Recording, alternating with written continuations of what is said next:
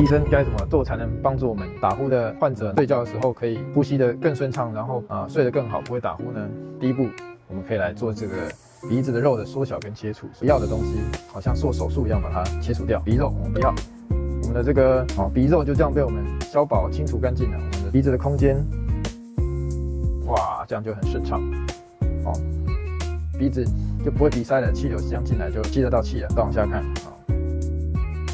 这个悬雍垂肌跟刚刚一样，我们可以把这个悬雍垂肌拿掉之后呢，看一样，这个气流就可以很顺畅的这样进来。实际上手术的时候不会直接把悬雍垂肌拿掉，因为悬雍垂肌可以帮助我们吞咽的时候挡住这个食物，要让食物跑到鼻子上面。所以我们实际上在做手术的时候是把它拉紧、撑紧、扩大，不会直接把它切掉。